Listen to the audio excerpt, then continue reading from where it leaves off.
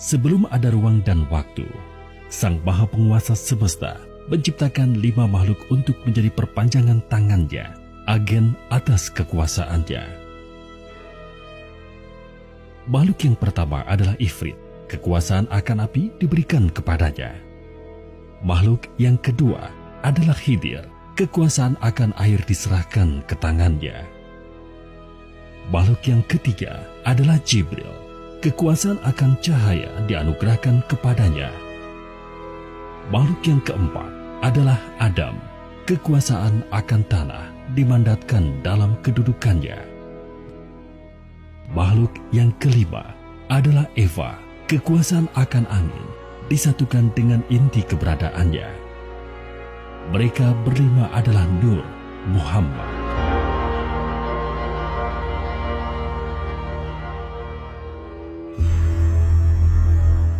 Sang Maha memerintah, kemudian menyampaikan kehendaknya kepada mereka untuk menciptakan sebuah dunia yang berbeda dari alam rohani tempat mereka sekarang berada. Dengan kekuasaan yang diberikan Yang Maha Pencipta yang tiada bandingannya, kelimanya bekerja sama, memanfaatkan ilmu dan kekuasaan yang telah diberikan kepada mereka.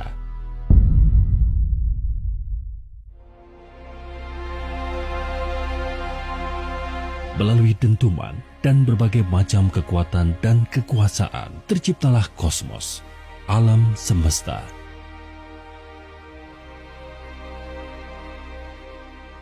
Yang Maha memberi manfaat puas dengan penggunaan kekuasaan atas penciptaan yang telah diberikan kepada mereka.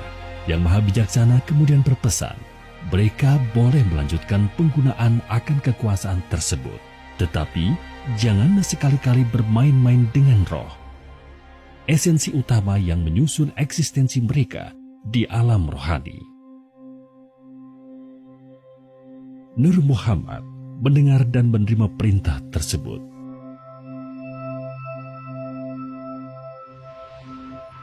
Tidak lama kemudian, salah satu di antara mereka berkomentar bahwa kosmos ini begitu luas dan terus bertambah luas seiring dengan waktu.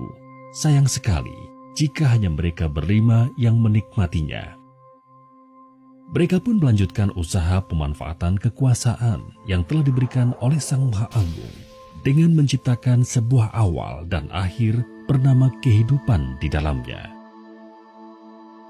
Mereka bereksperimen, mencoba mencari tahu seberapa luas kekuasaan yang mereka miliki, tetapi mereka tidak bisa menemukan batasannya. Di tengah-tengah kenikmatan dalam berkarya cipta ini, tiba-tiba larangan dari Yang Maha menetapkan terlintas di dalam pikiran mereka.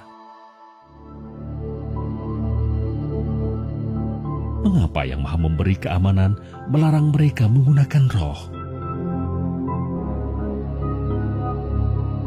Seiring dengan perkembangan dan perubahan terhadap makhluk-makhluk yang mereka ciptakan di kosmos, rasa penasaran mereka semakin menjadi-jadi. Hingga pada suatu ketika, keempat dari 5 bersaudara ini akhirnya tidak bisa menahan diri untuk mulai menggabungkan secuil roh, esensi eksistensi mereka dengan makhluk-makhluk yang mereka ciptakan di alam semesta. Jibril menolak untuk ikut berpartisipasi dalam percobaan mereka karena patuh terhadap perintah Yang Maha menentukan hukum. Keempat saudaranya menganggap penolakan Jibril karena ia tidak mempunyai ilmu yang bisa digunakan dalam percobaan tersebut.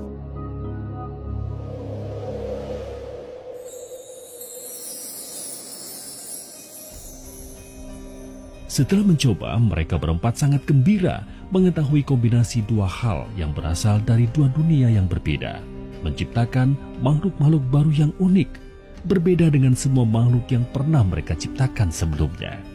Mereka pun melanjutkan proses penciptaan alam semesta dengan melakukan berbagai macam eksperimen menggunakan roh mereka sendiri sebagai satu bahannya. Sang Maha mengetahui sadar akan hal ini. Jibril kemudian bertanya kepadanya, mengapa Yang Maha melihat membiarkan keempatnya melanggar peringatannya? Sang Maha menghendaki ingin menciptakan pemimpin atau khalifah di alam semesta. Jibril kembali bertanya, mengapa Sang Maha Bijaksana ingin mengisi alam semesta dengan makhluk yang tercipta dari kontradiksi dan dualitas tersebut? Bukankah mereka hanya akan saling menyakiti dan menghancurkan? Sang Maha Memuliakan makhluknya menjawab. Jawaban atas pertanyaan tersebut harus Jibril cari tahu sendiri. Ketika percobaan yang dilakukan oleh Ifrit, Khidir, Adam dan Eva hampir sempurna untuk menciptakan makhluk yang identik dengan karakteristik mereka, tiba-tiba Yang Maha Tinggi memanggil mereka semua untuk berkumpul, termasuk Jibril.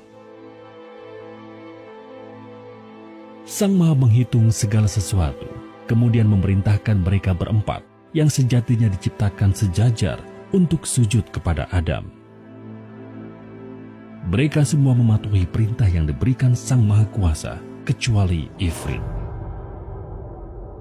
Ketika ditanya mengapa ia tidak mematuhi perintah Yang Maha Pengasuh, Ifrit menjawab, karena ia lebih mulia daripada Adam, karena ia diciptakan dari api, sementara Adam diciptakan dari tanah. Karena jawabannya tersebut, Ifrit pun diusir dari alam rohani untuk turun ke alam nyata.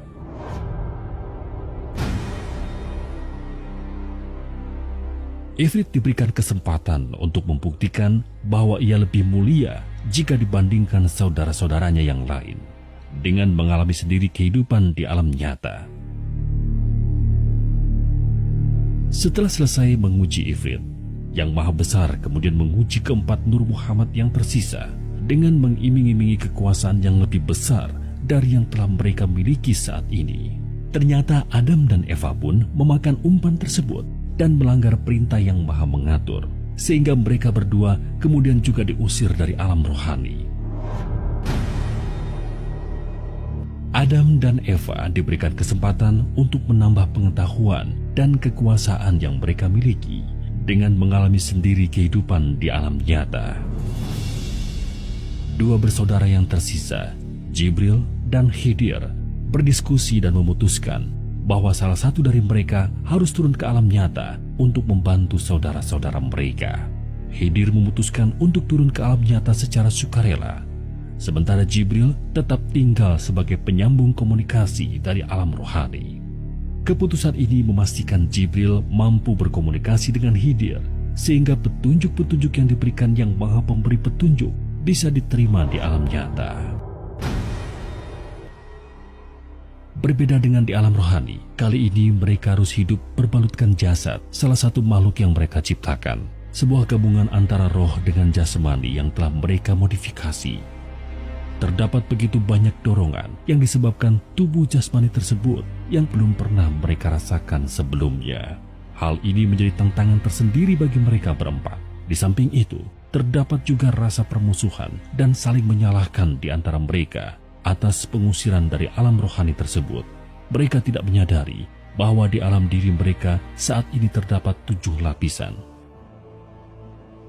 yaitu roh suci, hati, nafsu, rasa, akal, pikir, dan tubuh jasmani.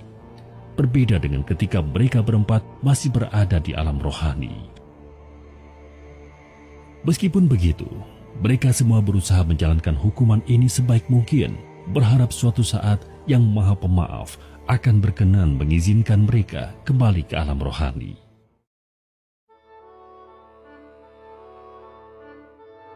Setelah beberapa waktu, turunlah perintah dari Yang Maha Menyeimbangkan bahwa mereka harus berkembang biak dan mengisi alam nyata dengan anak-anak mereka. Pada awalnya, perintah tersebut tidak menjadi masalah bagi mereka. Secara perlahan-lahan namun pasti, mereka berhasil membimbing anak-anak mereka bagaimana cara bertahan hidup di dunia yang keras.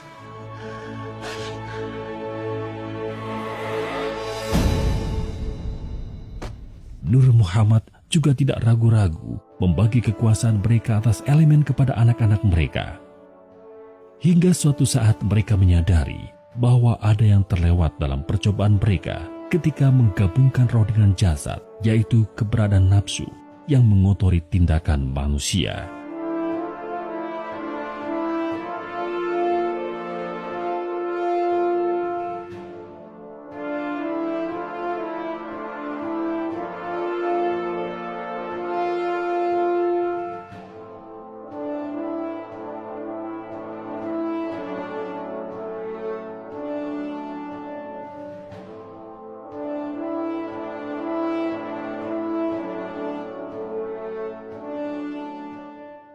Anak-anak mereka, makhluk yang mereka sebut manusia, memiliki kecenderungan untuk dikendalikan dorongan tubuh jasmani mereka daripada rohnya.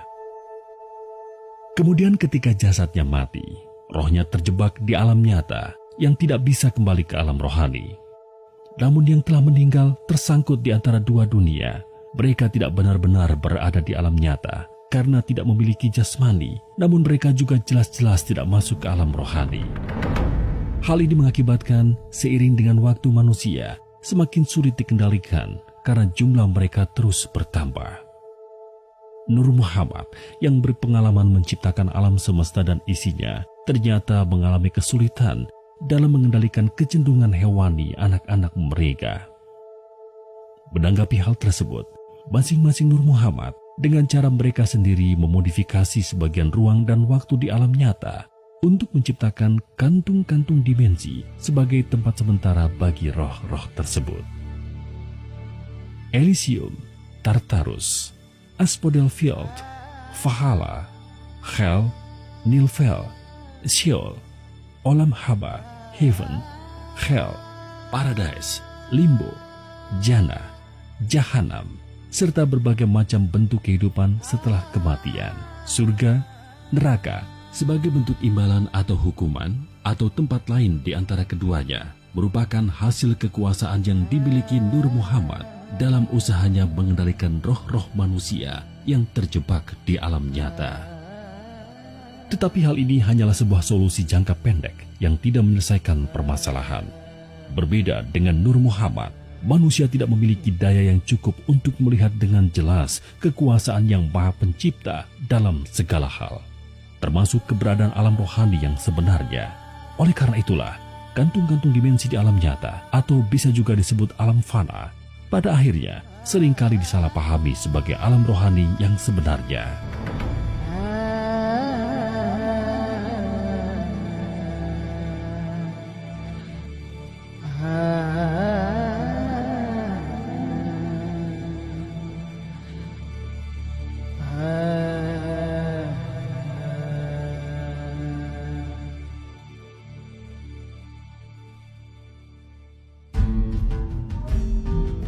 Nur Muhammad memohon kepada Sang Maha Kuasa untuk diberikan petunjuk dalam mengatasi permasalahan yang semakin besar ini.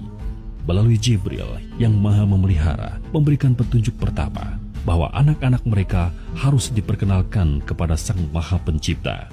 Nur Muhammad pun akhirnya memikirkan berbagai macam cara untuk melakukan hal tersebut. Ifrit menunjukkan kedahsyatan api yang dapat melindungi manusia dari kerasa dunia, sekaligus menghancurkan manusia dalam memperkenalkan kekuasaan yang maha menghidupkan dan maha mematikan. Khidir mengajarkan akan kehidupan yang hanya mungkin terpelihara karena adanya air yang mereka minum, dalam memperkenalkan kebijaksanaan yang maha memelihara. Adam memperlihatkan kemuliaan bumi dan tanah yang mereka injak dalam memperkenalkan keluhuran yang maha pemurah. Eva memberikan pemahaman akan kelembutan sekaligus kekejaman udara yang mereka hirup dalam memperkenalkan keadilan yang maha nyata sekaligus gaib. Usaha memperkenalkan umat manusia kepada Sang Maha Pencipta berlangsung hingga puluhan ribu tahun. Akibat situasi yang menyebabkan mereka diusir dari alam rohani, Nur Muhammad lebih suka bekerja sendiri-sendiri. Di setiap siklus pengenalan akan Yang Maha Pencipta yang mereka lakukan dengan cara mereka sendiri-sendiri, manusia memang menjadi lebih terkontrol karena melihat sosok Nur Muhammad secara langsung. Tetapi begitu waktu berlalu dan ditinggal untuk berusaha sendiri, manusia selalu kembali pada kekacauan dan kerusakan. Bahkan, sebagian justru menyembah Nur Muhammad daripada Yang Maha Kuasa yang sebenarnya. Untuk menghindari pengkultusan tersebut, mereka mulai menggunakan sosok manusia khusus sebagai lewatan dalam menyampaikan ilmu kepada umat manusia. Sosok manusia tersebut sebagian kita kenal dengan sebutan Nabi atau Rasul. Jika satu cara tidak berhasil, maka akan dilakukan modifikasi dan melakukan pendekatan baru. Tidak jarang Nur Muhammad juga harus menekan tombol reset, menghancurkan kebudayaan manusia yang dianggap terlalu menyimpang agar bisa memulai proses tersebut dari awal. Itulah sebabnya terdapat jutaan agama dan kepercayaan di sepanjang sejarah umat manusia. Sebagian masih hidup dan dilaksanakan, sementara sisanya sudah hilang di telan waktu. Agama Islam yang dilewatkan melalui Nabi Muhammad, yang kemudian berkembang dalam berbagai versi, merupakan hasil kolaborasi dari Khidir dan Jibril. Agama Kristen Katolik dan segala bentuk turunannya yang menjunjung tinggi Kristus dan cinta kasih merupakan hasil kolaborasi Hawa atau Eva dan Jibril. Agama Hindu dan berbagai bentuk kejawen serta berbagai tradisi yang mengajarkan kemuliaan kepada manusia melalui cerita kepahlawanan merupakan hasil kolaborasi Adam dan Jibril. Agama Konfusius, Buddha, dan berbagai ajaran berbau ateisme yang mengajarkan kemuliaan kepada manusia tanpa secara eksplisit harus menyembah dan mengakui keberadaan Sang Pencipta merupakan hasil kolaborasi antara Ifrit dan Jibril. Dalam semua contoh ajaran kebaikan tersebut, Jibril hanyalah berfungsi sebagai kolaborator Nur Muhammad yang ada di alam nyata dalam berhubungan dengan Allah. Setelah melakukan berbagai pendekatan dan usaha yang tidak terhitung, Nur Muhammad tidak pernah berhasil mengantarkan satupun roh anak-anak mereka kembali ke alam rohani.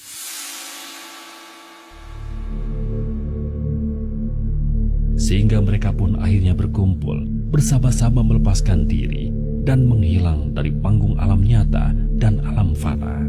Umat manusia, anak-anak mereka tinggalkan sendirian. Mereka berkonsentrasi dan bersujud bersama di hadapan Yang Maha Pemilik kebesaran dan kemuliaan, menyerah dan mengakui bahwa mereka tidak mampu menyelesaikan tantangan ini. Mereka sujud selama hampir 1000 tahun sebelum akhirnya Yang Maha Bercahaya memberikan petunjuknya. Bahwa agar manusia bisa mengalahkan kecenderungan yang ada di dalam dirinya sendiri, yaitu nafsu, dan agar bisa benar-benar menjadi pemimpin di alam semesta, mereka membutuhkan pertolongan berupa utusan dari alam rohani, yaitu Malaikat Muqarrabin. Malaikat Muqarrabin adalah pancaran sinar dari Jibril, atau bisa disebut juga anak-anak Jibril, sebagaimana fitrah umat manusia merupakan anak-anak Nur Muhammad. Saat itulah Ifrit, Khidir, Adam, dan Eva baru sadar bahwa selama ini ilmu yang berusaha mereka cari-cari mengenai roh ternyata diberikan Yang Maha Kuasa kepada Jibril. Tetapi sebelum Malaikat Muqarrabin diturunkan, terdapat berbagai persyaratan yang harus dipenuhi oleh keempat Nur Muhammad berada di alam nyata. Nur Muhammad pun mulai bergerak kembali. Kali ini mereka bersama-sama bekerja sebagai satu kesatuan, seperti ketika pertama kali mereka menciptakan kosmos. Mereka memilih laboratorium untuk mulai melaksanakan perintah Yang Maha Esa tersebut di Tanah Jawa, sebuah tempat yang saat ini dikenal sebagai bagian dari Indonesia. Mengapa di Tanah Jawa? Pertama, karena tempat ini adalah tempat mereka berkumpul bersama untuk bersujud menyembah kepada Yang Maha Mulia. Kedua, karena ketika Nur Muhammad sedang bersujud bersama-sama di hadapan Yang Maha Kekal atas kehendaknya, Tanah Jawa ternyata telah menjadi tempat di mana terdapat campuran dari segala macam agama dan kepercayaan milik mereka berempat ketika mereka sedang bekerja sendiri-sendiri. Di Tanah Jawa, Nur Muhammad dikenal dengan sebutan Sedulur Papat Kalimo Pancer. Sedulur Papat mengacu kepada keempat Muhammad yang saat itu berada di alam nyata, orang tua rohani seluruh umat manusia, sementara Kalimo Pancer mengacu kepada Nur, cahaya, alias Jibril di alam rohani. Kali ini pun langkah pertama mereka adalah membaurkan seluruh ajaran mereka tersebut dengan pendekatan kasih sayang, ibarat berusaha mengambil ikan tanpa mengeruhkan airnya melalui orang-orang pilihan mereka yang dikenal dengan sebutan Wali Songo. Nur Muhammad membagi tugas utama yang perlu dilakukan menjadi 3. Pertama, Ifrit dan Khidir bertugas mengambil kembali segala bentuk ilmu kesaktian yang terlanjur mereka bagi kepada anak-anak mereka di masa lalu dan sudah dimodifikasi atau dicemari sehingga tidak sesuai dengan tujuan awal semua itu diberikan. Itulah sebabnya, seiring dengan waktu, semakin tipis mistisisme yang ada dalam umat manusia karena sumber energi kesaktian tersebut sebagian besar sudah diambil kembali oleh Ifrit dan Hidir. Kedua, Adam dan Eva bertugas meningkatkan ilmu dan sumber daya yang dimiliki oleh umat manusia dengan pendekatan yang tidak menggunakan ilmu kesaktian, terutama agar tidak melibatkan roh sebagai sumber energinya. Itulah sebabnya, beberapa abad terakhir, manusia mengalami kemajuan yang pesat di bidang ilmu pengetahuan dan teknologi. Sementara itu, Jibril bertugas mempersiapkan anak-anaknya, malaikat Muqarrabin, agar bisa menjadi rasul sebagai lewatan ilmu kebenaran. Lewatan yang maha memberi manfaat dalam membimbing umat manusia agar bisa menang melawan musuh besarnya, yaitu nafsu yang ada di dalam diri mereka sendiri. Setelah semua persyaratan tersebut dianggap cukup, dimulailah proses pengadilan rohani. Nur Muhammad diperintahkan untuk bersama-sama memproses cukup satu saja individu manusia agar memiliki kualitas tertinggi yang bisa mereka capai dengan tujuan memudahkan malaikat Muqarrabin agar bisa berinteraksi dengan manusia, hidup ataupun mati. Proses pembimbingan secara manual terhadap individu tersebut akan digunakan sebagai standar operasi untuk proses otomatis ketika malaikat Muqarrabin sudah turun nantinya. Dalam kesempatan yang sama, umat manusia didefinisikan, dikategorikan, dan diukur kualitasnya di hadapan yang maha tinggi. Standar yang digunakan adalah keikhlasan seorang manusia dalam menghadapi takdir yang ditetapkan kepadanya di dunia, yang tercermin dalam keputusan-keputusan yang ia ambil di dalam sandiwara kehidupan.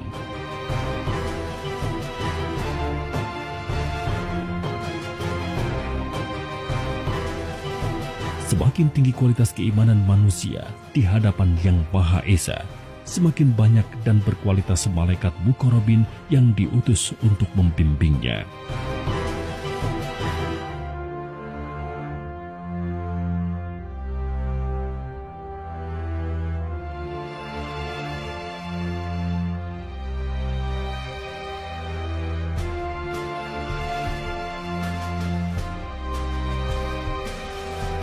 Dari pengadilan rohani, Nur Muhammad mengklasifikasikan tingkat keimanan manusia menjadi 20 tingkatan, dengan level 1 tertinggi, sementara level 20 terendah. Tingkatan ini untuk menentukan berapa jumlah dan kualitas malaikat Muqarrabin yang akan memberikannya pertolongan dari dalam diri manusia. Manusia yang akan difokuskan untuk dididik di alam nyata memiliki tingkatan antara 1 hingga 17. Sementara level 18, 19, dan 20 akan difokuskan pengajarannya di alam fana karena keikhlasan mereka sangatlah rendah jika dibandingkan dengan sisa hidup mereka di alam nyata. Atau dengan kata lain, mereka akan diwafatkan terlebih dulu sebelum memulai proses pengajarannya. Pada tahun 1989, MM Yasin diturunkan. Malaikat ini memiliki keahlian untuk menggiring roh-roh gentayangan di alam nyata agar mereka berhenti mempengaruhi yang masih hidup dalam menghadapi kehidupan yang sudah berat, agar benar-benar terpisah dari yang hidup dan memulai pembelajaran di alam yang khusus disediakan untuk mereka, alam fana. Pada tahun 1999 MM Nurani diturunkan. Malaikat ini bertugas melanjutkan usaha Ifrit dan Hidir dalam mengambil kembali ilmu-ilmu Nur Muhammad yang tidak bermanfaat dan atau telah digunakan oleh manusia untuk hal-hal yang tidak bermanfaat dengan menggunakan pendekatan kasih sayang tanpa adanya pemaksaan. MM Nurani kemudian mengembalikan ilmu-ilmu tersebut kepada Nur Muhammad. Dalam mengerjakan tugasnya, MM Nurani berkolaborasi dengan MM Yasin. Pada tahun 2005, MM Dumah diturunkan. Malaikat ini memiliki keahlian dan kemampuan untuk mengajarkan manusia bagaimana memahami ilmu maksud dan tujuan Allah dalam menguji manusia melalui kehidupan.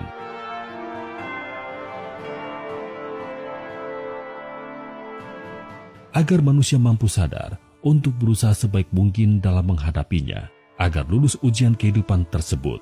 Kelulusan atas ujian kehidupan merupakan modal utama manusia agar segala tindakannya bisa dilakukan dengan niat hanya karena Allah, sehingga pada akhirnya akan mampu berakhlak mulia yang sebenarnya. Sebagaimana tujuan awal manusia diciptakan, menjadi pemimpin bagi alam semesta.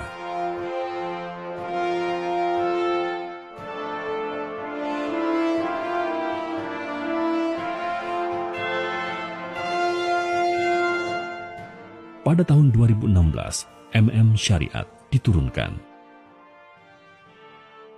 Malaikat ini memiliki energi dan keahlian untuk menggerakkan manusia agar mampu hijrah dari kecenderungan untuk berbuat baik dan buruk yang sifatnya relatif di hadapan sesama manusia, menjadi kecenderungan untuk berbuat benar yang sifatnya absolut di hadapan Yang Maha Mulia. Dalam melakukan tugas mereka, Lumah berkolaborasi dengan Syariat.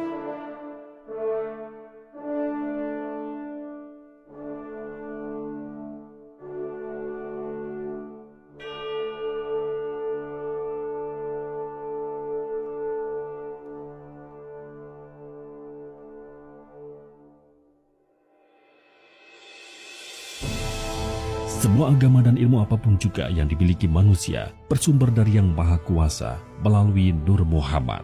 Sekarang Nur Muhammad pula lah yang akan menyatukan semua itu menjadi agama Allah. Agama Allah adalah ilmu yang mengajarkan manusia agar mampu berserah diri kepada Allah secara benar, yang hanya bisa dilakukan ketika manusianya mampu mengalahkan nafsu di dalam dirinya sendiri.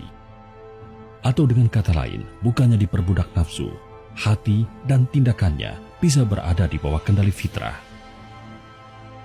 Secara syariatnya, agama Allah menggunakan ajaran Islam karena malaikat muqarrabin dididik di alam rohani dengan cara Islam. Tetapi Islam kendali fitrah, bukan Islam kendali nafsu.